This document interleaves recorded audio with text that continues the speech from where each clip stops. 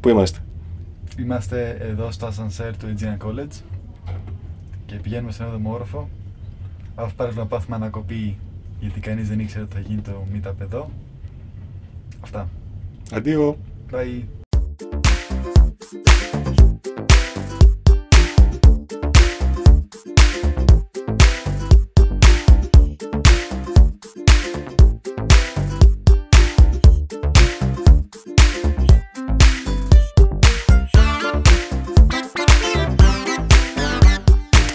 Λοιπόν, καλησπέρα, είμαι ο Γιάννης από το Coding Jar και μαζί μας έχουμε τον Άλεξ και τον Παύλο, δύο πολύ σημαντικά άτομα. Και για αρχή, θα θέλετε να μας πείτε με τι ασχολείστε και ποιοι είστε? Λοιπόν, πες. Εγώ είμαι ο Άλεξ, από τον Παύλο. Εγώ ασχολούμαι με το 3D, έχουμε μια ομάδα indie video game developers που στην Ελλάδα είναι λίγο μικρό το business, αλλά προσπαθούμε να το μεγαλώσουμε σιγά σιγά. Εγώ στην ομάδα κάνω το 3D και κυνηγάω πιο πολύ το οικονομικό, πώς θα προχωρήσουμε, πού θα επενδύσουμε κτλ. Και ο Παύλος θα δει με τη σειρά του που κάνει όλο το προγραμματισμό και τι ακριβώς κάνει. Ναι, πρακτικά εγώ είμαι ο προγραμματιστής, ο game designer και όλα τα υπόλοιπα πράγματα που χρειάζεται ένα παιχνίδι για να πάει μπροστά, πέρα από αυτά που κάνει ο Άλεξ.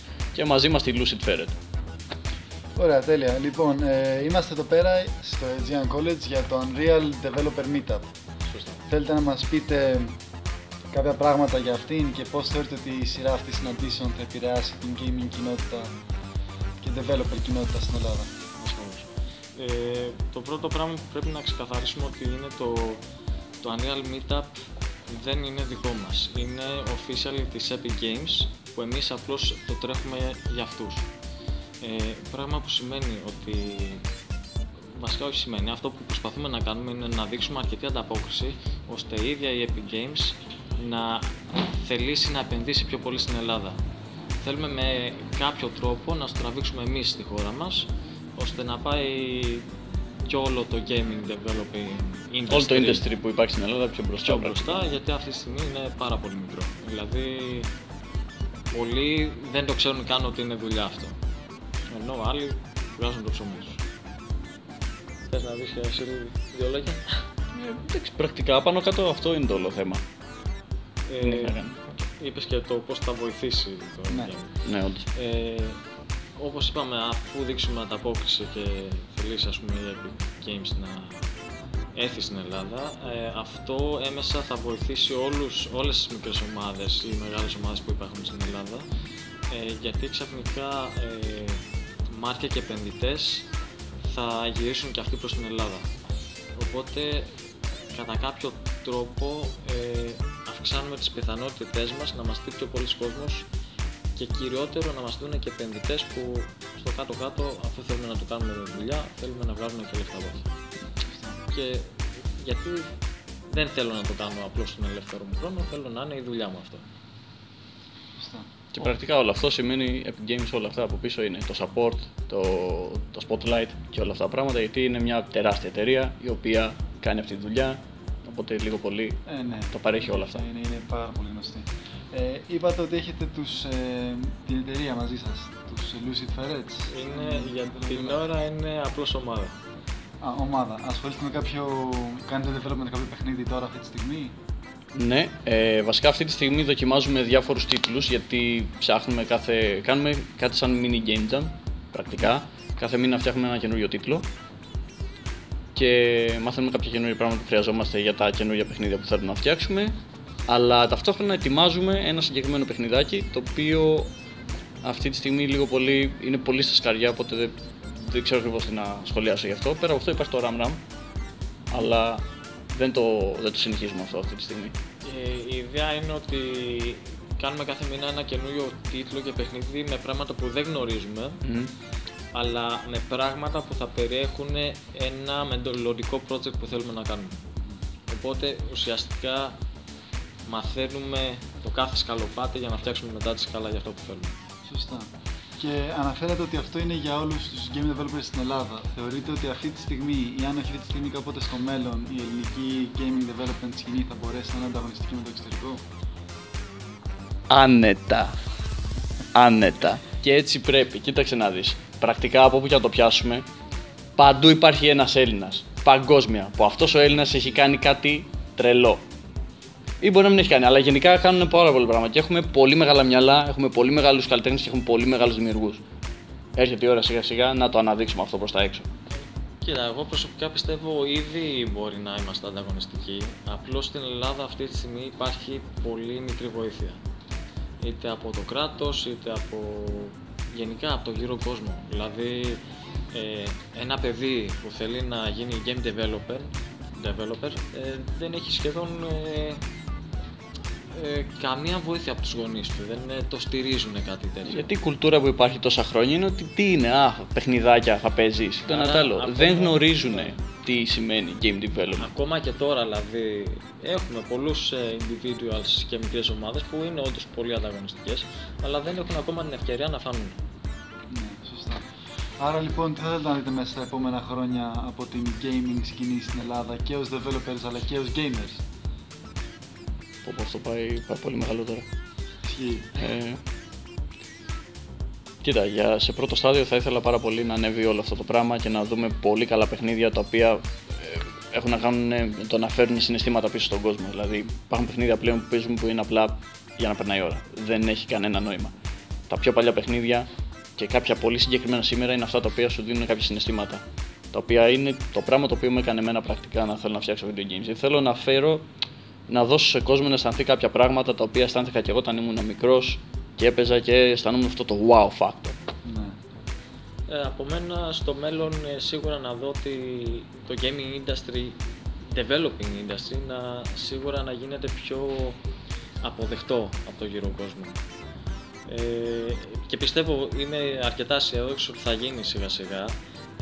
Πιστεύω αυτό που κρατάει τον κόσμο πίσω είναι ότι δεν έχουν χειροπιαστό κάποια απόδειξη.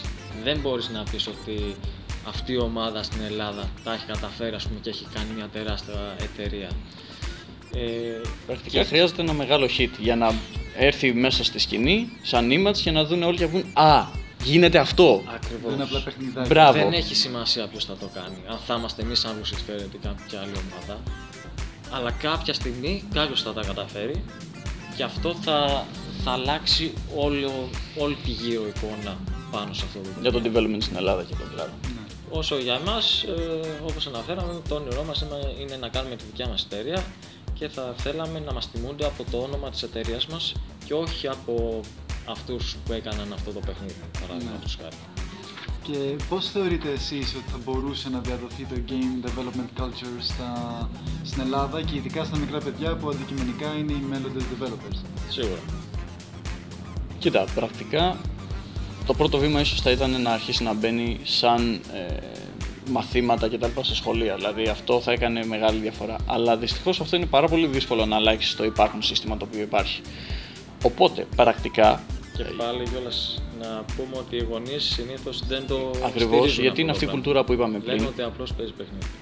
Πρακτικά για μένα πιστεύω ότι το όλο πρώτο θέμα είναι αυτό. Όπως κάνουμε αυτό το meetup τώρα, όπως κάνουμε διάφορες διοργανώσεις και εμείς, διάφορα άλλοι κτλ.